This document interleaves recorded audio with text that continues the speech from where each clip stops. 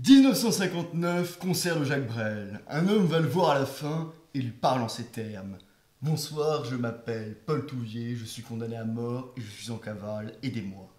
Cet homme, Brel va le prendre sous son aile, va le protéger, l'aider et même lui dédier une chanson.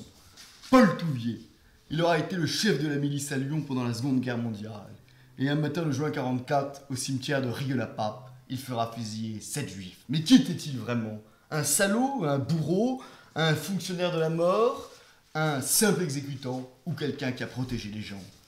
À la Libération, on le condamne par 2 fois à mort par contumace, pour haute trahison. Mais il ne sera jamais exécuté. Sa cavale va durer 44 ans et il sera le premier Français condamné pour crime contre l'humanité. Jacques Trémollet de Villers sera son avocat dans un procès retentissant où l'histoire s'écrira en lettres de feu avec une majuscule. Certains diront que pour la première fois, la France affronte son passé et rend enfin justice aux victimes, quand d'autres penseront qu'on a fait payer à un homme les échecs de l'histoire et qu'on a transformé l'accusé de ce procès en bouc émissaire et en symbole. Maître Jacques Trémollet de Villers, bonsoir. Bonsoir. Alors, on va parler du procès Touvier que vous avez défendu, mais avant de parler du procès, on va revenir un peu sur la vie de Touvier. Touvier, né en 1915 à Chambéry, c'est quel milieu social, qu'est-ce que c'est C'est un milieu modeste, disons petite bourgeoisie. Son père a été adjudant-chef major, et puis il est devenu percepteur ou receveur des contributions. Enfin, c'est un employé du fisc, c'est un fonctionnaire. Et sa mère était une famille paysanne, je crois. Et puis, bon, ce sont des gens qui ont quand même, quand on regarde de près, c'est d'ailleurs assez étonnant, une assez grande culture. La bibliothèque est assez fournie. Sont des gens très, très catholiques, très liés à l'œuvre du Prado qui va se lancer à Lyon, qui est une œuvre qui s'occupe des pauvres. Et en même temps d'un milieu, disons, Action française, mais pas forcément militant d'Action française, plutôt de ce côté-là. Mais quand l'Action française aura des démêlés avec le Vatican qui mettra à l'index, le père de Paul Touvier ne lira plus l'Action française. Donc ce sont des catholiques fidèles, militants et, disons, globalement, on dirait aujourd'hui de droite, quoi. Voilà. D'ailleurs, alors quand on regarde des documentaires sur Touvier, qu'on interroge des gens qui étaient au procès, ou alors des parties civiles, etc., tous insistent sur le fait que Touvier est presque un petit monsieur, un peu falot, pas très impressionnant, presque un rond de cuir. Alors peut-être c'est aussi par rapport au procès qu'ils disent ça, mais ils insistent tous sur ce côté un peu petit fonctionnaire, pas un type très exubérant, très impressionnant, très... Alors, d'abord, il faut que je dise que les médias, globalement, les livres, les articles, tout ce que vous voulez, ont complètement, mais non seulement caricaturé, mais ils ont fabriqué un Paul Touvier selon leur imagination. C'est pas du tout l'homme que j'ai connu, et puis l'homme dont j'ai scruté le passé. En fait, c'est pas tellement un petit monsieur effacé, parce que quand on regarde à 20 ans, il se marie à 20 ans. Il se marie à 20 ans avec une jeune fille de la haute bourgeoisie. Et ses parents ne sont pas du tout d'accord avec ce mariage, parce que c'est une famille qui est plutôt franc-maçon, plutôt pas de gauche, mais enfin, c'est pas du tout le même milieu. Bon. Mais c'est un mariage d'amour, ils sont passionnés, et donc ils se marient. Et pour arriver à faire vivre le ménage, Paul Touvier prend une fonction de... Alors, expéditeur à la SNCF, ça, il faut qu'on voit, parce qu'on a dit c'est un petit gars. Non, c'est celui qui dirige les expéditions des trains, vous savez, enfin, qui dirige les orientations des trains dans la gare. Bon. Donc c'est un poste à la SNCF qui n'est pas un tout petit poste, qui n'est pas un grand poste non plus, mais il a 20 ans. Hein. Bon. Et puis, il va être veuf très jeune, bon, donc, puisque sa femme meurt après l'accouchement de leur fils. Et ensuite, il va élever cet enfant tout seul, avec ses sœurs qui vont l'aider un peu, son père aussi. Et puis, il alors là, éclate la guerre, il fait la guerre, il est vite démobilisé, comme tout le monde, et il va rentrer comme tout le monde, j'allais dire, comme son père, dans la Légion des combattants. Il y avait 3 millions de Français dans la Légion des combattants. Tout le monde y allait. C'était une œuvre d'assistance aux prisonniers, et aux femmes des prisonniers, aux familles des prisonniers, etc. Et lui, comme il est jeune, il va être dans la section de la jeune Légion, et qui va devenir ensuite le service d'ordre légionnaire. Et ce service d'ordre légionnaire va devenir la milice. Et en fait, comme beaucoup, ils sont des gens qui vont être versés dans la milice, quand la milice est constituée en 1943, de façon quasi automatique. Le jeune du service d'ordre légionnaire devient milicien, sauf s'il dit non, je ne veux pas du tout. Bon. Et lui va devenir milicien et vous avez dit qu'il avait été chef de la milice, donc il a été chef du 2e service de la milice, c'est-à-dire du chef du service de renseignement. Et donc, il a un poste de fonction, il a un poste d'autorité, dans lequel il va très très bien se débrouiller, ce qui fait que malgré son jeune âge, il va grandir un peu les échelons, là, et il va devenir un personnage important de Lyon, dans la milice. Alors, c'est un homme qui a changé à partir du moment où sa vie a basculé, c'est-à-dire quand il a pensé qu'il allait être arrêté, fin 1944, et que là, il m'a raconté ça, il s'était caché sous le parquet, une cachette qu'il y avait sous le parquet, et il a vu marcher au-dessus de lui, entendait marcher au-dessus de lui tous les types qui le cherchaient pour le. Mais là, il n'y avait pas de jugement pour le liquider purement et simplement, quoi. Et là, il m'a dit, moi, ma vie a basculé. Et là, j'ai dit, bon,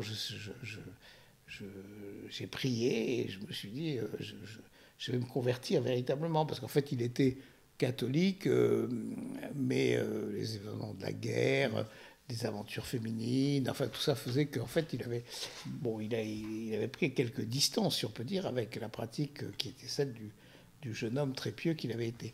Et là, donc, sa vie bascule et il restera fidèle constamment à cette prière personnelle.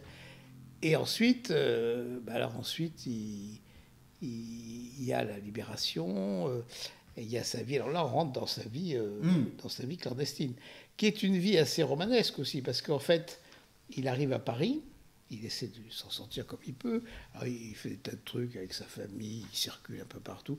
Il a même une carte de résistant. Il y a un copain qui lui dit, je te donne une carte de résistant, membre de l'armée secrète. Bon, on achetait les cartes de résistant comme avant, on achetait les cartes, enfin bon, comme on veut, quoi. Je veux dire, et puis un jour, il est à Paris, hein, et il est rue Balzac. Et alors, je ne sais pas ce qui se passe, il ne sait pas non plus trop, mais il y a des types qui passent en voiture et qui mitraillent. Et on pense qu'il a été reconnu, enfin bref. Et il prend une balle dans le coude, qu'il envoie valser dans un petit jardin perdu, là. Et un petit jardin public à côté de l'avenue de Friedland. Et il reste là, en attendant que ça passe. Les tueurs, entre guillemets, disparaissent. Il se relève, il a le coude qui saigne, il ne sait plus que faire, et puis alors il part et il se dit, on m'a donné une adresse rue du Temple, donc ça fait loin quand même, hein, et où il y a peut-être quelqu'un qui pourrait m'aider. Donc il fait toute cette route à pied, il arrive rue du Temple à l'adresse qu'on lui avait donnée, ou à côté, et il monte, il sonne, et là il s'évanouit. Il avait perdu son sang, etc. Et il est reçu par une dame et une jeune fille, jolie comme un cœur, qui est infirmière et qui s'occupe de lui. Et naît une idylle entre la jeune Monique Berthet, dont il me disait, vous savez, moi je l'ai connue que vieille dame, bien sûr. Il me disait, vous savez, vous connaissez Monique maintenant, mais jeune, c'était la Vénus de Milo avec des bras. Voilà. Donc c'était vraiment une très très jolie fille, et on est tombé amoureux. Et alors, comme ils sont tous les deux, alors elle le soigne, bon, elle trouve un médecin et tout. Et comme ils sont tous les deux très catholiques, ils ne veulent pas vivre en amants, ils veulent se marier. Mais ils ne peuvent pas se marier, parce que lui, il est quand même complètement clandestin. Bon. Et normalement, il faut un mariage civil avant un mariage religieux. Mais il il trouve un prêtre qui est le fondateur, l'abbé Dubaine, qui était le numéro 2 du Secours catholique, avec Monseigneur Rodin, donc l'un des cofondateurs du Secours catholique, et qui le marie. Qui les marie. Bon. Et ils avaient trouvé une famille qui les hébergeait, qui avait un immense appartement avenue de Courcelles. Et cette famille, très délicatement, leur dit écoutez, on s'en va, le temps de votre voyage de noces. Bon, et ils ont fait leur voyage de noces, mais ils ont fait le voyage de noces dans l'appartement de la rue de Courcelles, et ont changé de pièce, de chambre chaque soir. Quoi. Ça nous faisait notre voyage. Bon. Et donc là, bon, ça c'était une période très tendre et très, très joyeuse de leur vie. Mais ensuite arrive le premier enfant, Chantal. Et là, là, ça commence à devenir très difficile parce qu'il n'a plus rien, quoi. Et donc, il va travailler comme il peut. Alors, il m'a dit, j'ai tout fait. J'ai fait le nettoyeur de parquet, j'ai fait le maçon, j'ai fait tout ce qu'on pouvait faire pour arriver à faire vivre ma femme et mes enfants. Mais on a vécu dans une pauvreté qui était quelque chose d'absolument incroyable. On était dans une chambre de bonne, on n'arrivait pas à faire réchauffer le biberon, on n'avait rien pour faire réchauffer le biberon de Chantal. Et puis là-dessus, par un hasard non voulu, deuxième enfant, Pierre. Et là, il s'est dit, là, ça devient quand même très, très, très, très compliqué. Et ils prennent la décision de revenir à Chambéry, dans la maison familiale, et de vivre clandestinement dans la maison familiale. Alors le père les accueille, il y a le père, il y a une sœur, et puis il y a Monique et Paul, et il y a les enfants. Et donc, Monique et les enfants sortent, tout le monde sort, sauf Paul, qui ne sortira jamais. Et sauf de temps en temps, comme vous l'avez dit, pour un concert, il y a comme des amis qui viennent le voir. Bon. Et tout ça s'organise dans une clandestinité qui, alors après, devient assez étonnante parce que, bon, il prend un faux nom, il a des faux papiers, etc. Il s'appelle Berthet, bon. Et Paul Berthet, et il devient, après, comme vous l'avez raconté au début, après avoir connu Brel, et qu'une amitié assez forte se lie entre les deux, il devient l'impresario privé de Brel. Et donc il voyage beaucoup à ce moment-là. Mais il voyage sous le nom de Berthet et tout, et puis il voit énormément de monde dans le monde du spectacle. Alors Brassens, il n'aimait pas trop Brassens. Freinet, non Freinet, Pierre Freinet. Alors Pierre Freinet qui me dit était un très très très grand monsieur parce qu'il m'invitait à déjeuner, puis à la fin du déjeuner, il me disait « Cher ami, je crois que j'ai oublié une dette que j'avais à votre égard. » Il me remettait en partant une enveloppe donc, pour m'aider à survivre. Donc, voilà, enfin, des gens vraiment de grande classe, quoi. Et puis là, ça se passe pas mal. Il fait même un disque, pour lequel Brel fera une chanson, alors, un disque sur l'amour humain, parce qu'il avait suivi des sessions dans la Drôme, auprès de Marthe Robin, là, un prêtre qui faisait, paraît-il, des sessions extraordinaires sur l'amour humain, la sexualité et tout, très moderne, entre guillemets, et en même temps très, très catholique. Et il dit, mais c'est fantastique ce que vous faites là, mais il faut le faire connaître, quoi.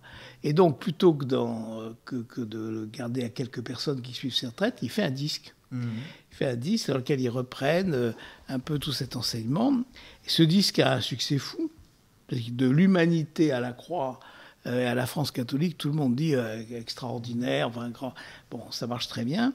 Il rencontre à cette occasion-là Michelet, qui est ministre, qui est garde des Sceaux, et à qui il raconte son histoire. Et donc là, on commence à dire, mais il faut... Bon, la prescription est acquise, donc les 20 ans sont passés, mais il reste sous le coup de peines complémentaires qui sont des peines qui lui interdisent d'être à Chambéry d'abord, d'être à Lyon, et puis d'exercer un certain nombre de fonctions. Donc, en fait, il se dit, il faudrait que j'ai une grâce pour ces peines supplémentaires, et ces peines complémentaires. Et donc, alors, avec la complicité, entre guillemets, de Michelet, il travaille avec Monseigneur Ducaire, qui est secrétaire du cardinal de Lyon, et qui lui demande de lui raconter sa vie. Et Paul Touvier raconte sa vie, et il raconte sa vie pendant la milice, quoi. Et il raconte l'affaire de Rieux. Et il dit, ben voilà, Il y avait eu l'assassinat de Philippe Henriot par les résistants à Paris en juin. Réaction extrêmement forte de Philippe Henriot, était ministre de Laval et ministre de l'Information, un homme dont le verbe était extrêmement puissant. Et c'est pour ça il combattait par la parole, mais il combattait de façon extrêmement forte. C'est pour ça que le maquis, on avait décidé de le liquider. Donc on l'assassine. Et là-dessus, réaction extrêmement forte du patron pas de la Gestapo, mais enfin de l'occupation allemande à Lyon, Knab, qui dit en représailles, je fais fusiller 100 juifs. Et donnez-moi, il s'adresse à Bourmont, qui est le chef de la milice, et il lui dit donnez-moi 100 juifs. Alors, aujourd'hui, vous êtes scandalisés, mais c'était hélas courant. Quelque temps avant, ils avaient fusillé 150 personnes à Saint-Geniès-Laval en représailles de... c'est la guerre, hein. Bon. Et donc, lui, moi, j'arrivais de Vichy, et Bourmont me dit, voilà, Knab veut 100 juifs, c'est vous le responsable des prisons de la milice, il faut me trouver. Il dit, moi, j'en ai pas, j'ai pas de... et puis, c'est pas possible, il faut gagner du temps, on peut pas faire ça et tout. Donc, il négocie avec Knab en disant, non, mais c'est une affaire française. C'est une affaire française, on ne veut pas que les Allemands s'en mêlent. Henriot était un ministre de l'État français. Si ce sont les Allemands qui commandent une représaille, ça va être fantastiquement impopulaire, c'est complètement absurde. C'est une affaire française. Et on le prend sous notre bonnet. Alors l'autre lui dit, oui, mais il faut quand même qu'il y ait quelque chose de concret. Bon. Et donc il décide, après négociation, il dit, je ne saurais pas comment vous dire, mais on décide que on va commencer par fusiller 7 personnes, et puis après on verra. Bon. Et donc, il décide d'en fusiller 7. Bon. Et c'est pas lui qui les fusille. Hein. Lui, il fournit, si on peut dire, les prisonniers. Bon.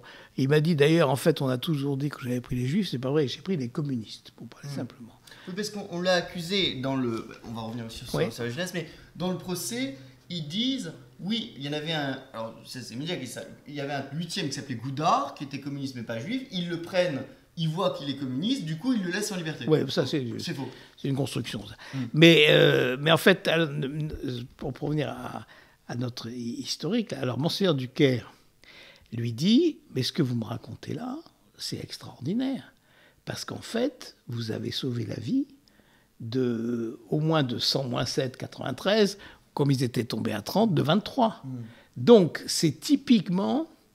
comment dire, ce qu'on a pu faire quand on est sous un régime d'occupation et qui est le moindre mal. Bien sûr, c'est terrible pour les 7, mais c'est quand même extraordinaire d'avoir réussi à réduire comme ça l'exigence allemande. Et Monseigneur Ducaire, qui était un homme délicieux, mais qui n'était pas un juriste, lui dit, mais c'est formidable, ça. Est-ce que vous pouvez me... Je vais raconter. Alors, il raconte ça, et puis il dit, est-ce que c'est bien ça? Et Paul Touvier, il dit, oui, c'est ça. Bon, alors, signez-le et tout.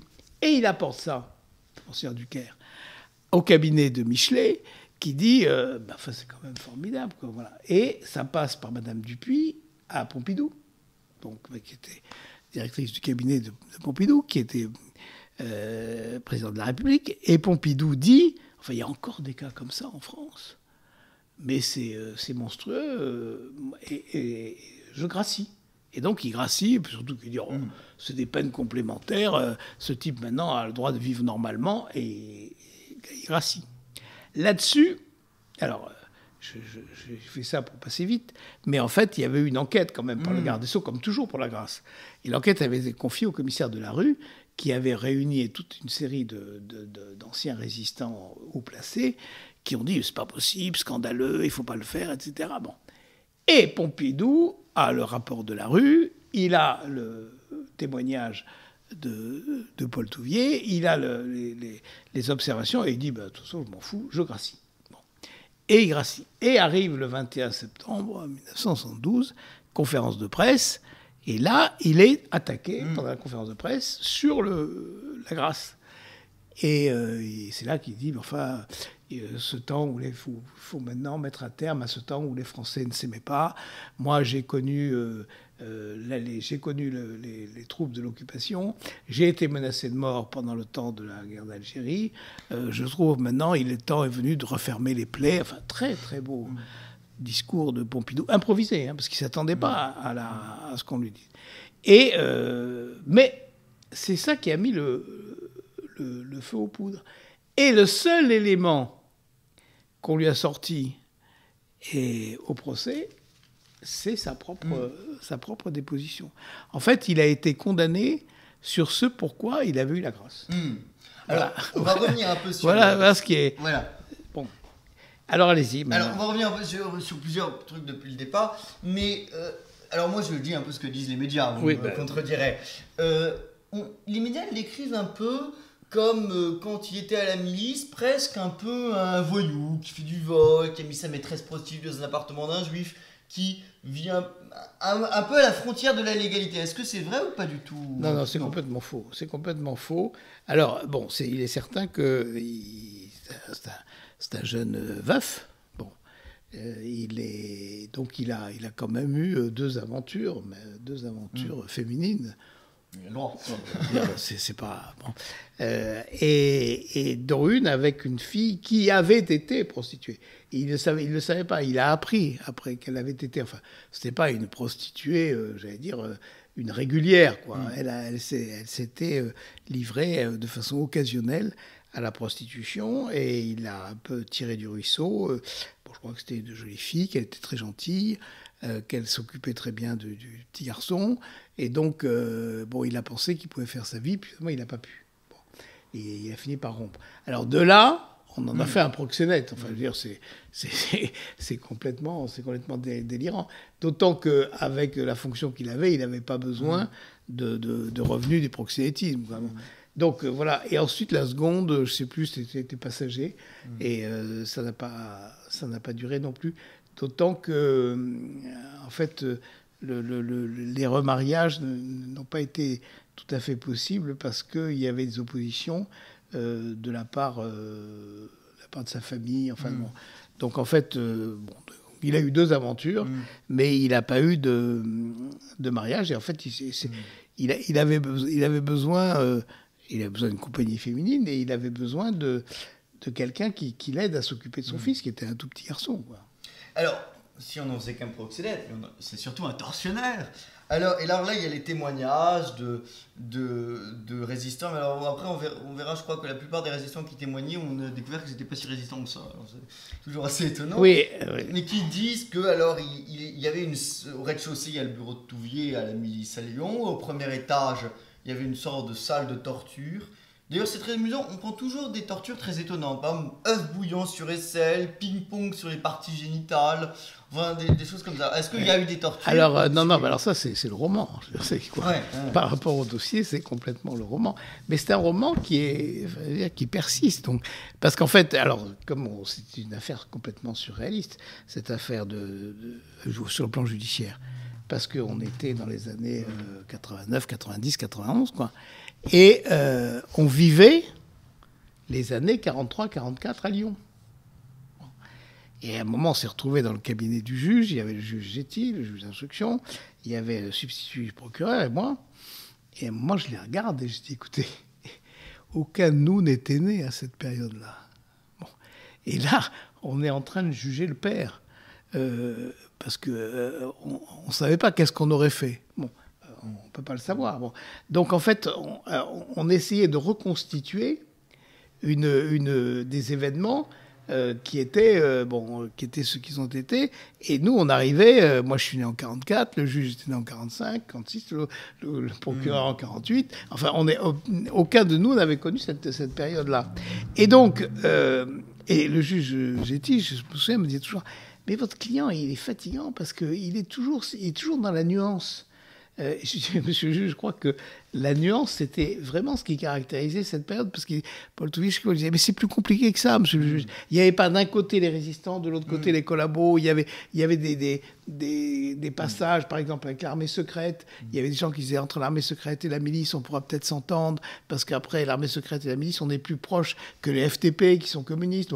Donc c'était quand même, pas si simple qu'on pouvait le penser. Donc, et dans la vie, précisément, de ceux qui avaient été arrêtés par la milice, il y avait notamment le petit Goudard, notamment le colonel Jean-Pierre, je crois, oui, qui en fait, ont été très bien traités.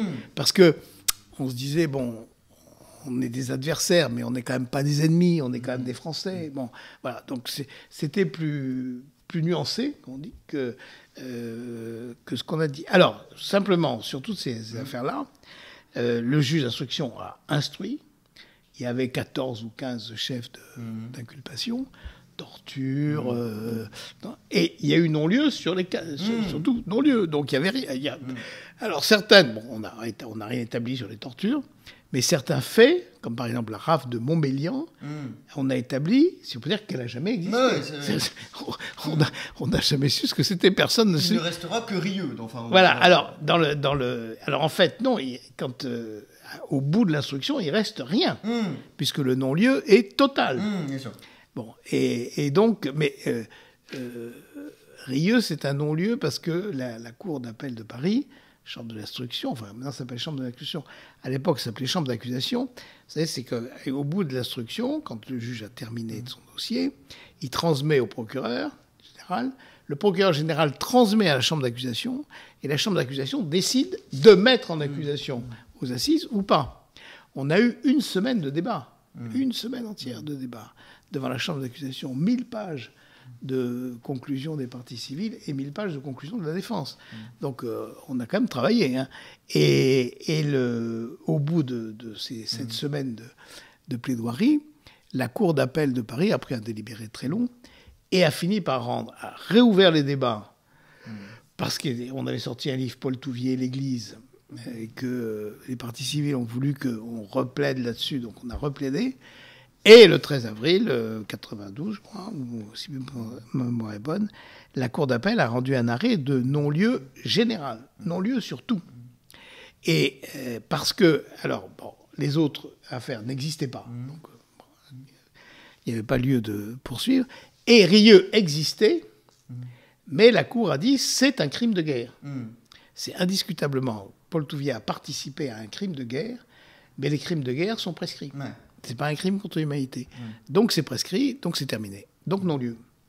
Alors tempête, non-lieu pour Vichy, l'Assemblée nationale et le Sénat pèlerinent au monument de la Shoah, manifestations dans les rues, dénonciation du président, où on montre... Les caméras étaient allées filmer ça, la porte d'entrée de son appartement aux Champs-Élysées. Ils avaient filmé la plaque d'immatriculation de la voiture pour qu'on sache bien si on voulait poser une bombe ou je sais pas. Bref, ne pas se tromper. Bref, bon, c'était vraiment une tempête absolument extraordinaire, quoi. Et tempête qui avait été précédée d'une mini-tempête, mais là, les juges avaient très bien travaillé, si on peut dire, parce qu'ils avaient mis Paul Touvier en liberté quelque temps auparavant. C'était le 11 juillet. Et j'avais fait 7 ou 8 demandes de mise en liberté. Et à chaque fois, j'étais repoussé. Mais j'étais repoussé avec l'idée qu'on me repoussait, mais qu'un jour, on me la donnerait. Ce qu'ils ont fait le 11 juillet, ce qui était très malin, parce qu'il y avait ensuite un pont de 3 jours, avec le 14 juillet, etc. Et c'était tellement des demandes de mise en liberté à répétition, avec toujours non, que lorsque je suis allé chercher l'arrêt, le 11 juillet, il n'y avait plus un journaliste. Il y avait juste le correspondant habituel de l'AFP au palais de justice. Et le type, il est là, bon, et il sort et il me dit alors, je lui dis liberté. Il a fait un bond, il a sauté de 50 cm et il me dit j'ai le scoop. Je dis ouais, ça vous avez le scoop, c'est sûr. Bon. Voilà. Et les juges, alors je les revois parce qu'il faisait chaud, je revois les juges sortant, les 3 juges de la chambre d'accusation, sortant, la veste sur l'épaule, avec marchant comme ça, avec l'air d'homme satisfait d'avoir fait un bon coup, quoi. C'est-à-dire là, on l'a fait parce que... Et c'est vrai qu'il y a une émotion, mais 14 juillet, Tour de France, bidule, etc., c'est tombé. Et il y a eu seulement... Et Mitterrand était en Turquie, je me souviens, Mitterrand en Turquie a dit « Je suis surpris et le mot est faible ». Bon. Moi, je me suis dit, c'est que je suis assez content. Bon. Et donc mis en liberté. Et ça présageait Ça présageait quand même quelque chose. On ne met pas en liberté un criminel contre l'humanité. Bon. Et donc après, alors mais ils pensaient pas qu'ils iraient jusqu'au non-lieu, quoi. Et la chambre d'accusation a prononcé son non-lieu de manière générale. Alors là, évidemment, la tempête absolue, quoi. Et alors, moi, je vais revenir sur quelque chose, c'est que Touvier est condamné à mort pour trahison en 45, recondamné à mort par contumace pour intelligence avec l'ennemi en 47, et en 47, il se passe quelque chose de très étonnant, c'est que Touvier est arrêté, est emmené dans les locaux des renseignements généraux. On ne sait pas ce qui s'est passé. Alors, des sources disent qu'il a un peu dénoncé plein de gens, enfin qu'il a presque été un peu indique en quelque sorte, mais il ressort, ou il s'évade, vous allez me dire, par la grande porte. C'est-à-dire, on le laisse repartir. Il est arrêté, condamné à mort, on le laisse repartir par la grande porte. Donc, qu'est-ce qui s'est passé à ce moment-là? Alors, ce qui s'est passé, c'est qu'il est arrêté, comme beaucoup sont arrêtés, et il est interrogé sur sa vie, sur ce qu'il fait, sur ses relations, etc. Est-ce que vous connaissez un tel? Est-ce que vous connaissez un tel? Et ça se passe pendant toute la matinée. Puis, suspension au moment du déjeuner. Et on est place Beauvau, dans les locaux du ministère de l'Intérieur. Et alors, il faut connaître la vie de ces gardes à vue à cette époque, où c'est quand même pas, enfin c'est pas comme aujourd'hui. C'est à la fois plus violent, mais plus désordonné. Et là, il y a une des femmes qui tapait la machine et qui manifestement était assez sympathisante, quoi. Comme ça pouvait arriver, enfin, trouver ce type, c'était pas la peine de continuer. Et alors, moi, c'est ce qu'il m'a raconté. Mais comme on n'a pas d'autres éléments que ce qu'il a raconté, je suis obligé de le croire. Il me dit, à ce moment-là, à l'heure du déjeuner, tout le monde s'en va. Et elle me dit, si vous voulez, c'est le moment. Il a filé, je suis descendu à tout à l'heure, j'ai couru, vous ne pouvez pas vous imaginer. Vous ne pouvez pas vous imaginer ce que j'ai couru. Et à un moment, j'avais le cœur qui éclatait, je me suis mis dans une espèce de jardin public, là où je me suis allongé, comme au moment où il a été blessé après. Et là, il me dit que mon cœur allait exploser, et puis je me suis dit, bon ben voilà, quoi. Donc on lui aurait pas proposé, parce qu'on disait qu'on lui aurait peut-être en quelque sorte dit, et non, c'est pas toi possible. Tu es un petit poisson, tu nous intéresses pas, mais tu pourrais dénoncer les gens. Non, parce que finalement on n'a rien de cet interrogatoire dont on a retrouvé des morceaux. Il y a rien, c'est complètement banal. Et alors est-ce que ils ont dit on le laisse filer et après on va peut-être le suivre, mais ce qui s'est pas produit. C'est pas produit. Et puis non, parce qu'après, on ne peut pas dire... Il y a une série d'arrestations qui sont en lien avec Paul Touvier. Moi, je pense que ce qui est vrai, c'est qu'ils se sont dit c'est quand même un petit poisson. C'est pas très intéressant. Et que il a raconté sa vie, son petit garçon, veuf, etc. Et tout. Et que la secrétaire, là, elle s'est dit... le pauvre type, voilà, si je peux lui rendre service, je lui dis... non, voilà, c'est tout. Et puis après, ce qu'il y a, c'est qu'après, on n'a pas de recherche énorme vis-à-vis de lui. Mais là, aujourd'hui, ça nous paraît... Enfin, on a fait tout un cirque là-dessus. Mais en fait, c'était assez courant. Parce que on poursuivait énormément de monde à la Libération. Et il y avait... on a fusillé beaucoup, sans poursuite. On a poursuivi de l'autre côté. Puis il y avait des gens qui disaient, il faut arrêter les poursuites, maintenant ça suffit, etc. Bon. Donc, en fait, dans ce désordre, ça explique cet événement, sur lequel, d'ailleurs, on n'est pas beaucoup revenu dans le procès, parce qu'en définitive, c'est plutôt, encore une fois, journalistique et roman que dans le dossier. Et alors, quelque chose dont on a pas mal parlé, c'est quel va être le lien, pendant ces années où Touvier va faire une sorte, je veux dire, de cavale statique, il va pas mal passer de monastère en monastère. Et alors là, on va faire dans le roman, on va trouver une sorte d'association un peu secrète dirigée par l'ancien CNSS qui s'appelle les Chevaliers de Notre-Dame.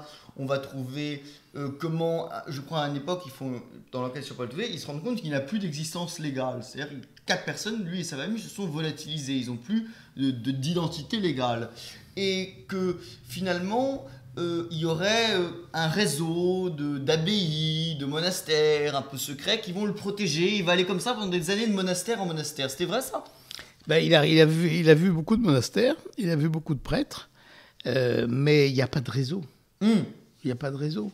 Ceux qui voient d'abord, c'est le Prado, parce que c'est ceux qui connaissaient. Or, le Prado, c'est ce qu'on appelait à l'époque des curés rouges. Hein. Ça n'a rien à voir avec je dirais, des curés qui auraient été hyper traditionnalistes, maréchalistes, etc. Non, pas du tout.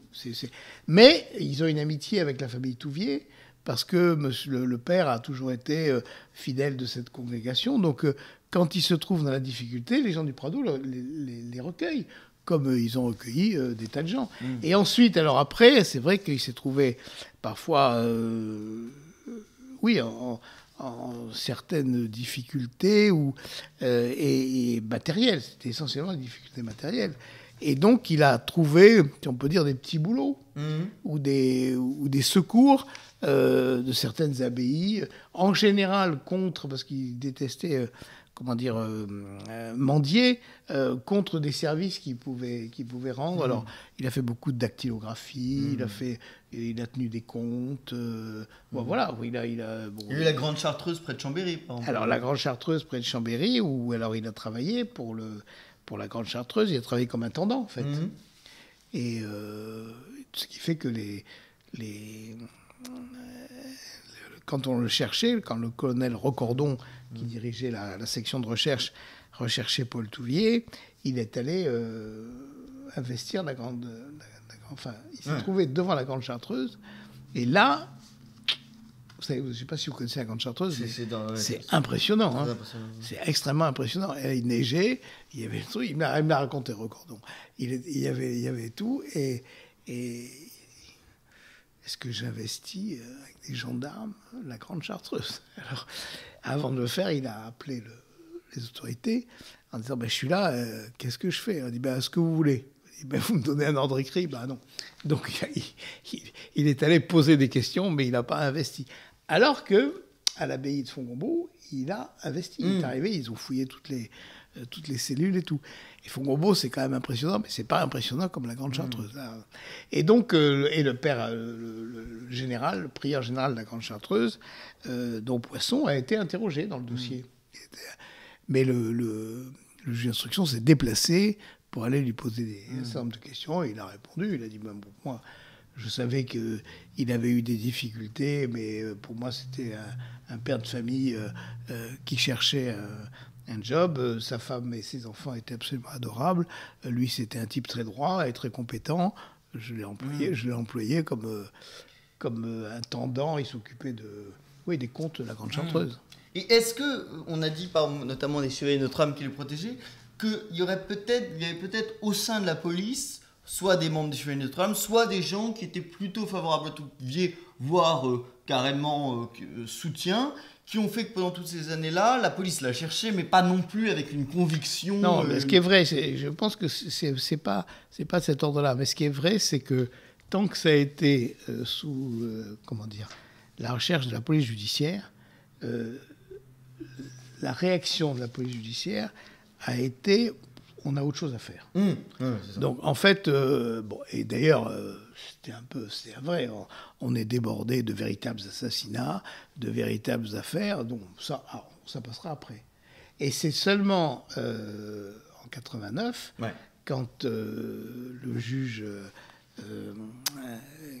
qui a lancé l'affaire là a dit, mais enfin c'est quand même pas possible qu'on ne mette pas quelque chose d'efficace là-dedans, et il a retiré la recherche à la PJ, et il a donné la section de recherche de la gendarmerie du colonel Recordon. Et là, eux, ils ont été hyper efficaces. Et ils ont travaillé avec un procédé extrêmement simple, c'est qu'ils ont dit à tous les gens qu'ils allaient voir, dites-nous où il est, parce qu'il faut qu'on arrive avant le commando Klarsfeld. Parce que le commando Klarsfeld les cherche. S'il les cherche, ça va très mal se passer. Et donc, si vous voulez leur rendre service, il vaut mieux que ce soit nous qu'eux. Et ça a été l'argument décisif par lequel ils ont fait parler un certain nombre de gens qui ont fini par dire je pense qu'il est à Nice. Mais est-ce que c'était tellement un argument que ça, dans le sens où est-ce qu'il y avait quand même des associations d'anciens résistants ou de résistants, on ne sait pas trop, mais de gens qui voulaient carrément lui faire la peau. Oui. Ou le tuer. Donc est-ce que finalement c'était pas assez vrai ce que disait la police quand ils disaient, peut-être pas le commando classeur, mais c'est vrai qu'il y avait des gens qui voulaient lui faire la peau, quoi, qui étaient prêts à venir armer. Oui, alors ces gens qui l'ont dit après, est-ce qu'ils l'ont fait je ne sais pas. Mais c'est vrai que à un moment, le préfet, à un moment, alors, parce qu'il faut voir que alors, ça se déclenche en 72. En 72, vous avez la grâce. Donc, Touvier est gracié. Il est gracié, et donc il dit pour la première fois, j'ai ouvert les volets de ma maison. Et je suis sorti. Bon. Et là, il y avait De Rogy, de l'Express, qui le pistait, et a pris les photos en disant le bourreau de Lyon est libéré, est en pleine... Bon. Et alors à ce moment-là, il y a eu effectivement... Alors, on ne sait pas si c'est entre guillemets, le commando Klarsfeld ou si c'est d'autres. En tout cas, il y a eu sur les murs de leur maison des tas de trucs et tout. Et le préfet leur a dit « Je ne peux pas assurer votre sécurité ». Et donc, ils sont partis. Alors ça, c'est la cavale. C'est la seconde cavale, si on peut dire. Mais c'est une cavale c'est pas une cavale parce qu'ils ne fuient pas la justice, puisqu'il n'a plus rien. Il a le droit de faire ce qu'il veut. Bon. Mais il fuit ceux qui veulent le tuer. Alors, c'est vrai que, par exemple, les enfants, Pierre et Chantal étaient à l'époque étudiants en droit à la faculté de Grenoble, ils trouvent quand même des petits cercueils et des glaïeuls sur leur place, quoi. Bon, donc... Ça veut dire qu'effectivement, il y avait quand même... Alors, est-ce que ces menaces seraient passées à exécution, on ne sait pas. Mais c'est vrai qu'il y avait des gens qui est excité par cette campagne de presse terrible, dont on n'a plus perdu. On ne sait plus maintenant, mais qui a été épouvantable en 72. Et donc, à ce moment-là, c'est vrai qu'à ce moment-là commence une cavale. Il fuit ceux qui veulent les tuer, et il ne fuit pas ceux qui veulent les arrêter. Bon. Et donc, cette cavale va essentiellement, c'est vrai, de monastères, non pas seulement de monastères, parce qu'il y a beaucoup de gens privés aussi, il y a beaucoup d'amis, mais il y a pas mal de monastères aussi. Alors, le 24 mai 89, au prieuré Saint-Joseph, au cœur de Nice, les gendarmes encerclent, attendent, à 8h30, ils frappent à la porte. Et là, ils tombent sur Paul Touvier en pyjama, qui allait se faire opérer, je crois, exactement. Malade, mal en point, et il l'arrête. Exactement. Ouais, il l'arrête. D'ailleurs, ça se passe assez mal, je crois qu'il a failli mourir juste après, il a une sorte de crise du Rémy. Oui, crise du Rémy, on l'emmène à l'hôtel Dieu, salle Cusco, là, qui sont les salles qui étaient réservées pour les prisonniers. Alors on lui met une poche, là, enfin bref, on sort. Et puis il est présenté au juge d'instruction. Et moi, j'avais complètement... j'avais pas suivi cette affaire, quoi. Bon. Et donc, et je me souviens, ça c'est un souvenir très très précis, j'avais fait une conférence à une salle qui est par là, dans le 9e, à l'Athénée, sur le théâtre, je sais plus quoi. Bon. Et avec mon ami et confrère Georges-Paul Wagner, qui était un homme délicieux. Et ensuite, on va dîner ensemble, et avec quelques-uns des organisateurs de la conférence, et on parle des affaires, et on disait, il n'y a plus d'affaires, il n'y a plus de grandes affaires politiques, il n'y a plus... Et on parle, on mange et on boit et on rit assez tard dans la nuit. Et donc, moi, je rentre et le matin, j'arrive assez tard à mon bureau, vers 10h30, et il y avait une grande émotion dans mon bureau. On me dit, Paul Touvier a été arrêté. Je dis, mais c'est qui, Paul Touvier? On me dit, mais tu ne te souviens pas, Paul Touvier, c'est le chef de la milice. Je dis, ah bon? Et alors, il dit, mais il t'a désigné comme avocat. Ah, alors là, j'ai dit, évidemment, bon. Et donc, je suis allé tout de suite chez le juge d'instruction et j'ai demandé un permis de visite. Et je suis parti à Fresnes, où il était à l'hôpital de Fresnes. Et là, je ne savais pas que lui dire, je ne le connaissais pas. Il était là tout défait et tout. Alors, je ne savais pas comment faire. Alors, finalement, je l'ai embrassé. Bon, et il m'a dit, alors, ça veut dire que vous acceptez? Et j'ai dit, oui, j'accepte. Bon, je ferai ce que vous... Alors, il m'a dit deux choses. Il m'a dit, je ferai ce que vous voudrez. C'est vous qui menez la défense, j'ai rien à exiger. Et deux, il m'a dit, maintenant, vous êtes un lépreux. Alors, j'ai dit, d'accord. Et puis, Et puis ensuite, je dois dire qu'on s'est très, très, très bien entendu parce que c'était un client extrêmement facile dans la mesure où, finalement, on n'avait rien à cacher. Donc, je lui ai raconté votre vie. Raconter ce qui s'est passé, puisque de toutes les façons, il n'y avait pas de délit, il n'y avait pas de crime, et même Rieux était considéré comme pour ce que c'était. Donc voilà, l'instruction s'est passée. Enfin, elle était très fatigante, parce que ça durait des heures entières, puis lui était malade. Enfin, c'était... Alors, il n'y avait qu'une chose, c'est qu'il avait tout le temps froid. Et, à la prison, le directeur de la prison me dit « Mais je ne sais pas ce qu'il a, votre client. » J'ai écouté, c'est un vieux monsieur, il est cancéreux, il a froid. Quoi. Il a froid. Mais sinon, c'était un client très docile. Alors, quand s'ouvre le procès, il y a 37 avocats de partie civile. Est-ce que vous vous êtes dit, un peu comme disait Jacques Vergès quand il a défendu Barbie, et qu'il y avait, je ne sais pas, 80 avocats face à lui, chacun vaut un 80e de ma personne Oui. Vous étiez seul pour tout faire ou deux? On était deux avec Françoise Besson. Ouais. C'était qui Françoise Besson était une amie avocate à qui j'ai demandé si elle voulait m'aider. Et elle m'a dit oui, je veux bien.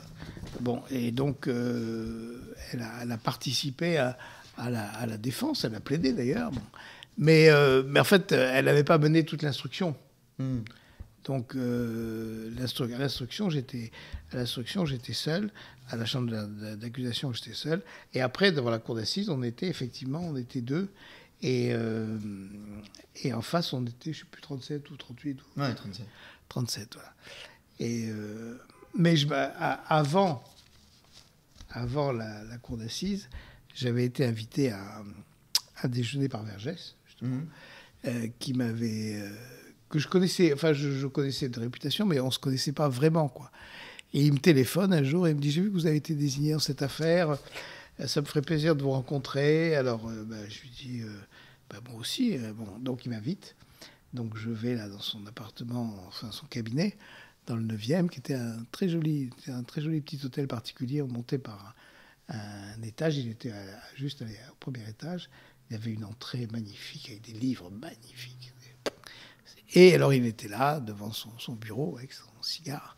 Et il me dit « Venez pénétrer dans l'antre du démon. » Alors, et alors il me dit « Vous savez pourquoi je vous dis ça ?» Je dis non. Parce que je crois que vous avez fait un stage chez Tixier-Vignancourt. Je dis oui. Et bien, Tixier-Vignancourt, votre patron, que j'aimais beaucoup, un jour, je suis allé le voir et il m'a dit « Venez pénétrer dans l'antre du fascisme. » Donc, voilà, c'était le même truc. Et après, il m'a invité à déjeuner chez Charlot, en face, là, où il avait ses habitudes. Et on discute. Alors, de tout et de rien, de ce qu'on fait. Bon, et puis alors, ce qu'on a plaidé, des opinions qu'on a. Bon. Et à un moment, il me dit, en vous écoutant comme ça, j'ai l'impression que vous êtes hostile à la légalisation de l'avortement. J'ai dit oui, c'est vrai. Il me dit, alors vous êtes plus maudit que moi. et donc, voilà. Mais d'ailleurs, ce qui est assez amusant... Et après, il m'a dit, oui, rassurez-vous, il y en aura 40 contre vous, 50 contre vous. Mais de qui se souviendra-t-on dans l'affaire Touvier? De Jacques Trémollet. Oui, d'ailleurs, mais c'est assez amusant, c'est que Vergès qui a été marié à une poseuse de bons du FLN. Oui, qu'il a épousé pour la sortie de prison. Voilà, là, aimait beaucoup Tixier-Vignancourt, qui était avocat de l'OS. Oui, et il aimait beaucoup Izorni aussi. Voilà, donc oui. Alors, pendant le procès Touvier, il y a énormément... On a l'impression, comme les médias décrivent cet homme qui est le tortionnaire en chef, le chef de la collaboration, tout le monde, tous les gens qui ont eu des histoires avec la milice, forcément c'est Touvier. Ils mettent le visage de Touvier sur la exactement. Donc il y a énormément de gens qui... Alors il y a un type par exemple qui parle que Touvier lui aurait jeté un cendrier à la figure. Tout le monde a été torturé par Touvier. Voilà, c'est très étonnant. Oui, mais tout s'est dégonflé à l'instruction. C'est-à-dire qu'on les a vus, on a fait une confrontation. Alors beaucoup ne sont pas venus. Et ceux qui sont venus, on a établi qu'en fait, ça n'existait pas. Ils se contredisaient sur les dates, sur les lieux, sur les faits. Et en définitive, tout ça a été ramené à zéro. Ça s'est entièrement dégonflé. Mais, ce qui est extraordinaire, c'est que ça s'est dégonflé judiciairement parce qu'il n'y avait rien, mais c'est resté médiatiquement et littérairement parce que ça fait vendre, et puis parce que c'est mieux. Si on dit finalement il n'y a rien, c'est pas intéressant, quoi. Mais alors, ce qu'il disait sur l'affaire, donc on va revenir sur Rio la Pape, c'est qu'en fait, Touvier donc dit j'ai sauvé 23 personnes, mais on lui répond vous avez déjà eu du mal à en trouver 7, vous n'en aviez que 2 sous la main, et encore il fallait en trouver 7, donc vous n'aviez pas, donc vous n'avez sauvé personne parce que vous n'aviez personne sous la main, quoi. Oui. Ça a été l'argument de l'accusation. Mais en fait, moi je suis partisan de la thèse de la chambre d'accusation, c'est-à-dire que je ne dis pas que... je pense qu'il a fait vraiment, ils ont fait, Bourmont et lui, ils ont fait une opération qui consistait à limiter les dégâts. Bon, ça c'est sûr et certain. Mais indiscutablement, même s'il limitait les dégâts, la fusillade de ces 7 personnes est un crime. Ouais. On peut le tourner dans tous les sens, on ne peut pas le changer, quoi. Alors il y a toutes les circonstances atténuantes que l'on veut, il y a la pression des Allemands, il y a tout ce qu'on veut, mais c'est indiscutablement criminel. Donc, comme dit la cour d'assises, mais c'est un crime de guerre. C'est une réaction à chaud dans une période qui est une période extrêmement difficile. Alors, la participation de Paul Touvier là-dedans, elle est quand même beaucoup moins que ce qu'on a dit, mais elle est dedans. D'ailleurs, il l'a reconnu. Et d'ailleurs, il avait même les noms de ces fusillés. Sauf un oui, qui chantait la Tosca. Oui, mais il les avait, il priait pour eux. Enfin bon, il y a quand même, il les a portés, si on peut dire, comme un remords. Bon, donc ça, c'est indiscutable. On ne peut pas tourner autour de... Simplement, c'est pas un crime contre l'humanité. Donc c'est pas un crime contre l'humanité, c'est prescrit, c'est tout, c'est fini. Ça fait partie des drames de la guerre. Est-ce que pour définir ça en crime contre l'humanité, on n'a pas utilisé le fait, vous nous direz si c'est vrai ou pas, qu'il aurait épargné Goudard parce que Goudard n'aurait pas été juif et que donc c'était pas seulement un crime de représailles mais également un crime raciste puisque il aurait vérifié qu'ils étaient bien juifs. Oui, mais même ça, la Cour avait balayé ça en disant, mais de toute façon, le sujet n'est pas là. Parce que pour faire un crime contre l'humanité, il faut faire quelque chose qui rentre, c'est la jurisprudence de la Cour de cassation, il faut faire un acte qui rentre dans la politique des puissances de l'Axe. Oui, alors ça, oui. Bon, donc, et c'est ça, parce que sinon, le reste, bon... on va poursuivre pendant des siècles et des siècles. Donc, et là, nous, on disait, mais de toute façon, ce qu'a dit la Cour d'appel a dit, mais la milice n'était pas une puissance de l'Axe. La milice était un organisme de l'État français. Or, et c'est ça qui a fait le scandale, or, a dit la Cour de la Chambre d'accusation, après examen très approfondi, l'État français n'était pas criminel contre l'humanité. L'État français, on ne peut pas lui reprocher ce qu'on reprochait à l'État nazi. Bon. Et la Gestapo a été considérée comme une association, enfin un organisme criminel contre l'humanité par nature, mais la milice, non. Jamais. Donc, voilà. Et alors, du coup, ils ont changé. La Cour de cassation a changé sa jurisprudence et a dit, oui, mais il a agi sous la pression des Allemands, donc il a agi sur l'ordre de puissance qui était elle-même criminelle contre l'humanité. Ce qui est une monstruosité juridique.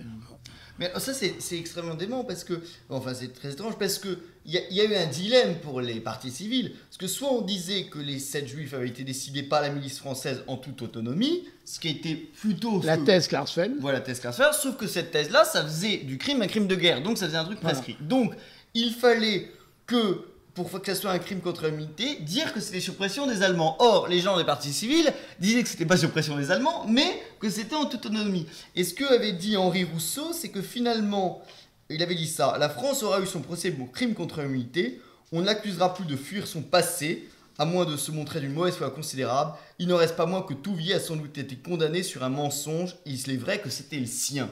C'est-à-dire en quelque sorte que Touvier n'a pas été condamné sur la version des partis civils, il a été condamné sur sa version. Exactement. C'est vrai, exactement. Il a été condamné sur pourquoi il a été gracié. Ouais. Il avait été gracié.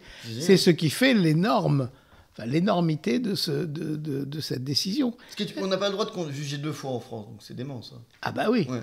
Et d'ailleurs, enfin, beaucoup de magistrats que j'ai connus, au moins un important, qui était président de la cour d'assises de Paris, a dit si ça venait devant moi, ça durerait une demi-heure. Je dirais, il a été déjà jugé, il a été gracié, c'est terminé. Non bis in idem, pas deux fois sur la même chose. Bon. Mais donc, du coup, on ne l'a pas envoyé à Paris. Parce que si on l'avait envoyé à Paris, on risquait d'avoir ça. Donc, on l'a envoyé à Versailles, devant une cour qui était bien constituée pour ça. Bon. Et donc là, il y a eu vraiment une opération. C'était une opération politique. Parce qu'en fait, il fallait pas, il ne savait pas comment s'en sortir de cette histoire. Et donc, il ne fallait pas que Touvier soit acquitté. Ce n'était pas possible. Et donc, il fallait trouver un moyen de s'en sortir, enfin de s'en sortir pour le condamner. Et l'avantage de l'époque, c'est que la cour d'assises ne motivait pas ses arrêts. Donc, en définitive, on n'a jamais su. On n'a pas de motif. Mais alors, finalement, il a été condamné pour complicité. Donc, on a retenu complicité de crime contre les Allemands. Donc, on n'a pas retenu la responsable. Non, on a retenu... Non, on ne sait pas. Puisque finalement, il a été condamné. Ouais, vous n'avez pas de motif. Mais je sais, mais à un moment, d'ailleurs, vous l'avez dans la plaidoirie de Klarsfeld, à un moment, il dit « Appelez-moi Arnaud de Villers ». Parce que je suis en train on considère que je sers la thèse de la défense. Et c'est vrai qu'il avait une position qui était une position qui, en fait, était la vraie position. C'est lui qui avait raison. En fait, il disait « Mais qu'est-ce que vous allez chercher les Allemands là-dedans ? C'est une opération... de la milice qui a voulu, d'ailleurs ils ont arraché aux Allemands la représaille et ils l'ont faite. Donc la milice a fait la représaille et la milice a fusillé cette personne. Bon. Mais c'est plutôt une thèse qui pourrait plaire à la repentance aujourd'hui de dire que la oui, France, mais alors à ce moment-là, c'est plus un crime contre l'humanité et l'acquittement ça marchait tout seul. Seulement, on est devant la cour d'assises. La cour d'assises, à l'époque, ne motive pas. Aujourd'hui, elle motive. La cour d'assises, à l'époque, ne motive pas ses décisions. Donc, on ne sait pas. Et donc, il condamne. Au bout de 5h30 de délibéré, quand même. Quelle était pour vous la motivation qui aurait permis la condamnation ? Quel a été la motivation, c'était... toutes les façons, globalement, c'était un type pas bien. Il était du mauvais côté. Il était du côté des miliciens. Il était du côté des collabos avec l'Allemagne nazie. Donc, voilà. Oui, parce qu'en fait, c'était une histoire c'était, je crois, la jurisprudence Barbie, en fait, qu'on a reprise. Non, pas tellement. C'est pas la même. Ouais. C'est pas la même parce que Barbie, lui, il était membre de la Gestapo.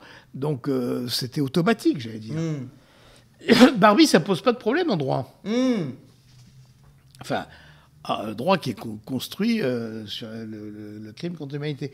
Mais si vous regardez toutes les procédures qui a précédé, parce qu'ils ont commencé la procédure très tôt. Les associations de résistants, et ce que me disait toujours Paul Touvier, il dit mais c'est pas les Juifs qui m'ont poursuivi, ce sont les communistes, ce sont les associations communistes qui ont mené. Et ce n'est que longtemps après que les Klarsfeld se sont joints. Donc au départ c'est une opération communiste. Bon, et alors lui sa thèse c'était pas idiot. Il dit c'est une opération communiste. Les communistes ont lancé ça parce qu'ils ont regardé bien les dates. C'est le moment où Khrouchtchev sort les crimes de Staline. Et donc, le Parti communiste, à l'échelle mondiale, on dit, c'est un parti épouvantable. Et quelle est la bonne méthode à ce moment-là ? Opération de diversion, on va parler des crimes contre l'humanité de l'Allemagne nazie. Pendant ce temps-là, on ne parlera pas des crimes de Staline. Et il faut en trouver. Donc, on trouve Barbie, et après, on trouve Touvier. Bon. Mais pendant une dizaine d'années, toutes ces parties civiles déposent des plaintes et la Cour de cassation les renvoie toutes. La chambre d'accusation de Lyon dit c'est déjà jugé, arrêté. Bon, et la Cour de cassation confirme. Combat extrêmement acharné pour arriver à trouver une faille.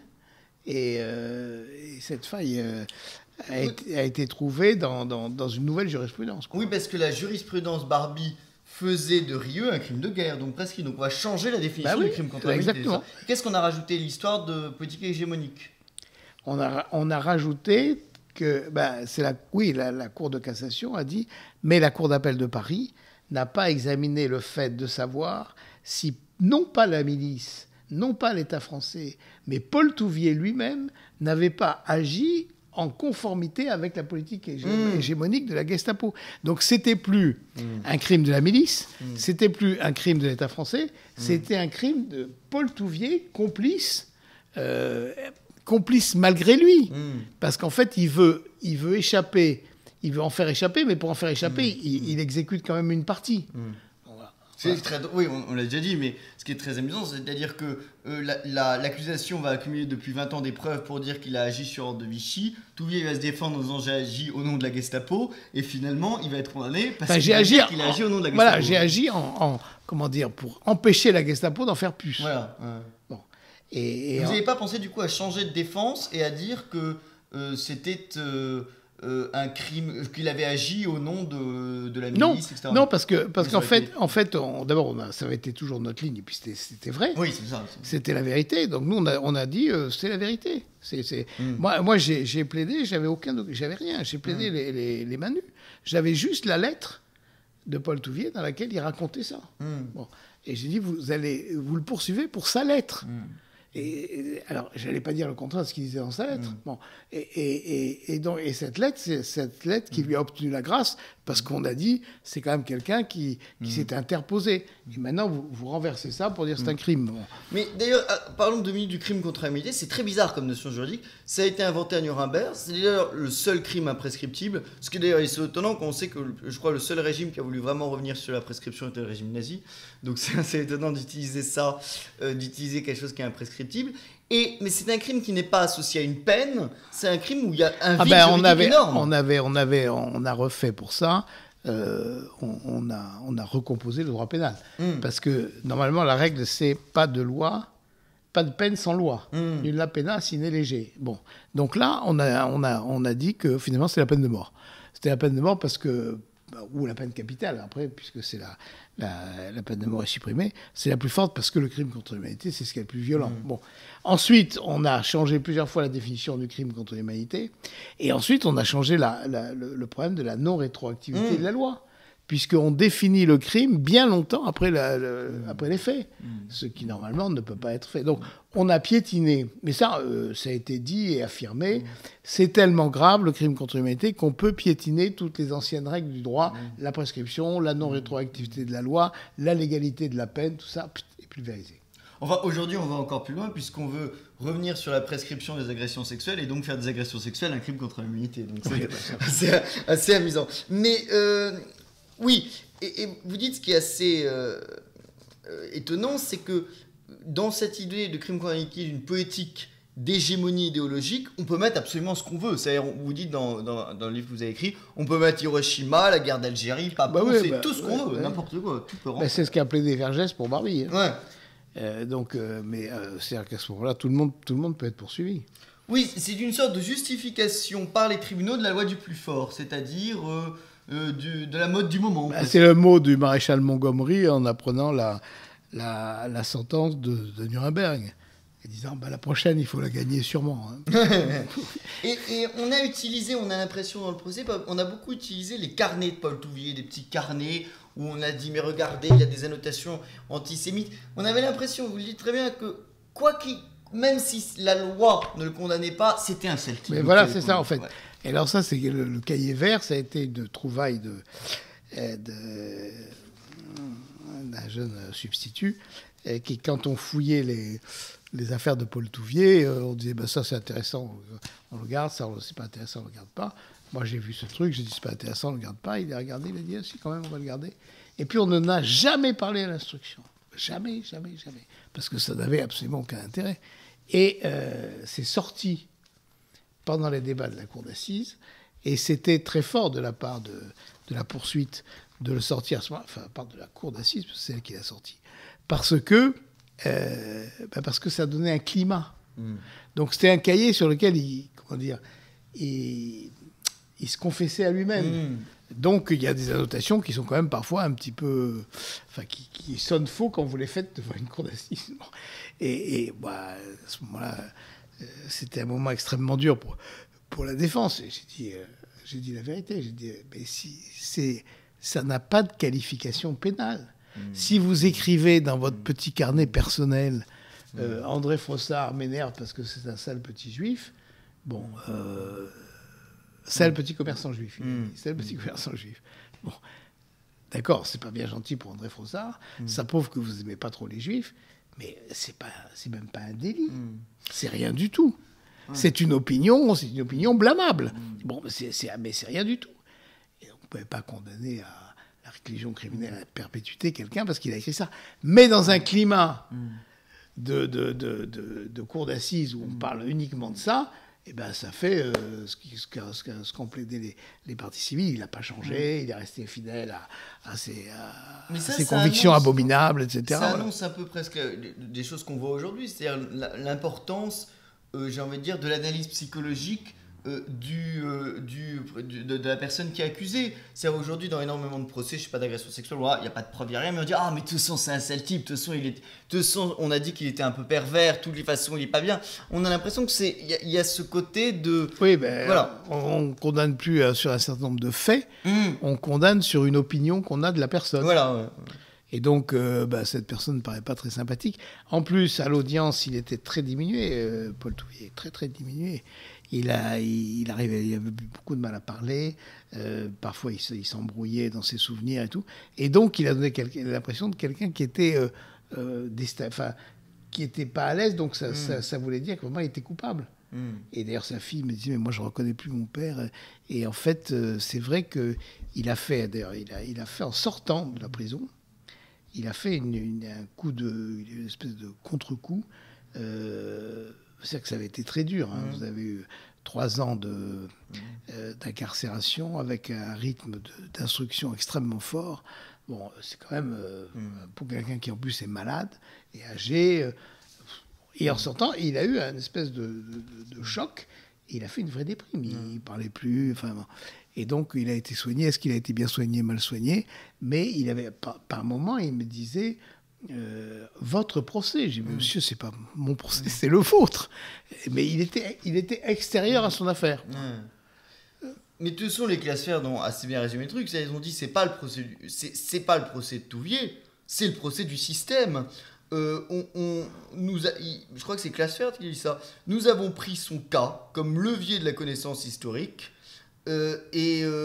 il dit en quelque sorte, on s'en fout de Touvier, c'est pas le problème. Mais c'est un procès en idéologie. Voilà, on fait un procès du système, il faut un symbole, et on ne condamne pas Touvier parce qu'il a fait, on le condamne parce que c'est le symbole de ce quoi on veut lutter, à juste titre. Oui. Enfin, on en fait un symbole. Quoi, sauf que en droit, c'est le procès de Paul Touvier. Voilà, c'est ça, tout à fait. Ouais. En droit et dans les faits, vous ne faites pas le procès du maréchal Pétain. C'est pas... le procès du maréchal Pétain, il a déjà été fait. Ouais. D'ailleurs, il faudrait le réviser, puisque si Touvier c'est un crime contre l'humanité, ça voudrait dire que le régime de Vichy est aussi crime contre l'humanité, donc on pourrait réviser le procès de Pétain. Mais non, justement, parce que... justement, parce que la Cour de Paris a écarté ça, et la Cour de cassation n'a pas casser la Cour d'appel de Paris sur ce point-là. Ah oui.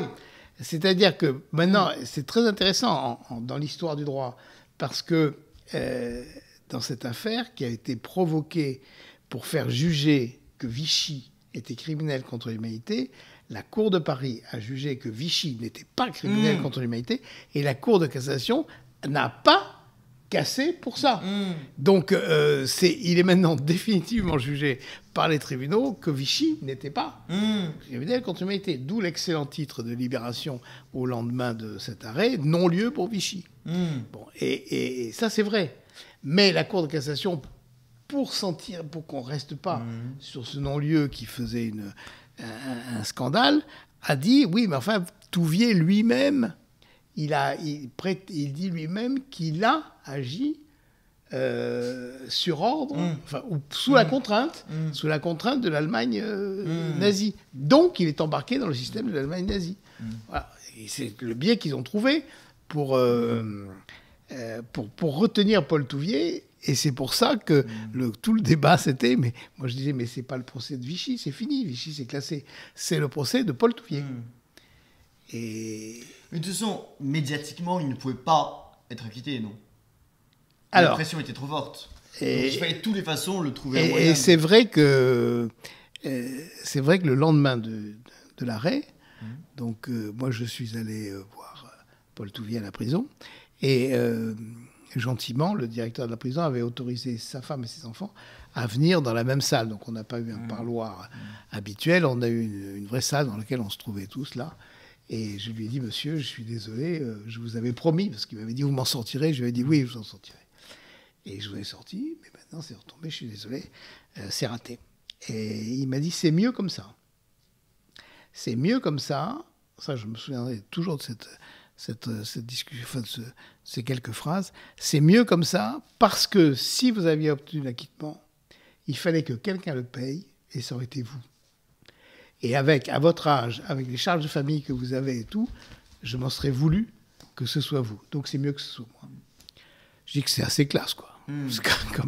Comme position d'un condamné, c'est assez bien, quoi. Le 20 avril 1994, il prend donc perpétuité. C'est le premier Français condamné pour crime contre l'humanité. Et il meurt assez peu de temps après, le 17 juillet 1996. Exactement. Après pourvoi en cassation, et qui est repoussé. Et après, je ne sais pas combien de demandes de grâce que j'ai faites, de grâce médicale, parce que les médecins de Fresnes me disaient, demandez une grâce médicale, maître. Le principe, c'est le prisonnier ne meurt pas en prison. Parce que s'il meurt en prison, c'est la peine de mort en prison. Or là, dans l'état où il est, il meurt dans 8 jours, dans 10 jours. Donc, ils ont fait des rapports dans ce sens-là. Et je demandais la grâce, et j'allais à l'Élysée, et on me répondait non. Et celui qui me recevait, le conseiller du président Chirac, m'a dit à un moment, moi je mettrai ma démission dans la balance parce que je pense qu'on ne peut pas faire que Paul Touvier meure en prison. Bon, il sortira pour quelques heures, mais et Chirac n'a pas voulu. Chirac, jusqu'au bout, a tenu pour qu'il meure en prison. Et alors notamment, je me souviens très bien, il est mort, vous dites, le 17 juillet. Le 10 juillet, je retourne le voir à la prison, je vois les médecins, et les médecins me disent, écoutez, maître, dans 4 jours, c'est le 14 juillet, on va avoir un train de grâce obligatoire, c'est les grâces du 14 juillet. Si vous voulez, on va aller faire une transfusion, on peut le maintenir 7-8 jours, si on fait une transfusion complète. Bon. Et comme ça, il sera libéré le 14 juillet, il mourra le 16 ou le 17 chez lui. Et donc, ils ont fait cette transfusion, ils ont fait leur rapport à l'Élysée, j'ai rappuyé de nouveau, non. Et il est mort en prison. Écoutez, maître Jacques-Henri de Villers, merci beaucoup d'être venu. Merci beaucoup à tous. Salut et fraternité. Merci.